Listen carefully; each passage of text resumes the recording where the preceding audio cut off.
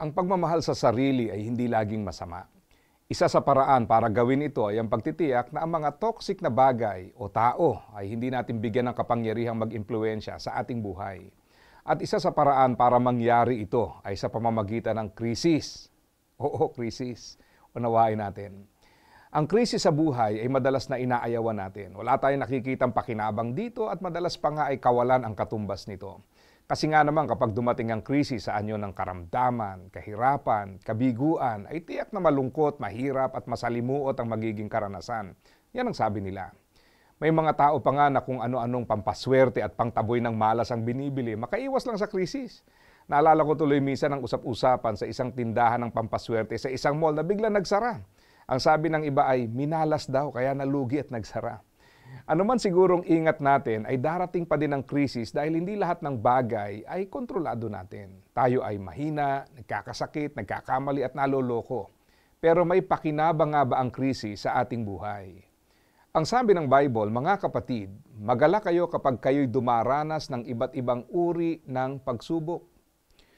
Noong una kong mabasa ang mga salitang ito, ako'y naguluhan.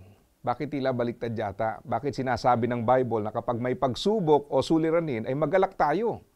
Isa sa mga dahilan dito ay may kinalaman sa ating paglago. Minsan may mga bagay tayo na ayaw alisin, mga tao sa ating buhay na ayaw layuan.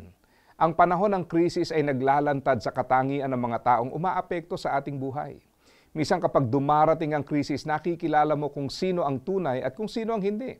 Kung sino ang mas dapat mong pinaglalaanan ng panahon at kung sino ang dapat limitahan ang panahon. Mahirap ang umabot sa dulo ng buhay at ma-realize na maling mga tao pala ang pinaglalaanan natin ng mas maraming panahon. Ang krisis ng buhay ay tumutulong sa atin na maunawaan kung sino ang dapat na pagtuunan at kung ano ang dapat paglaanan.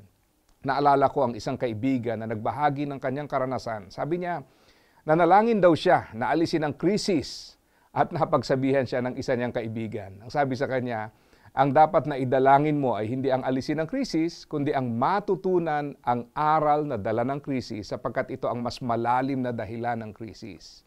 Hindi sa lahat ng pagkakataon ay negatibo ang krisis.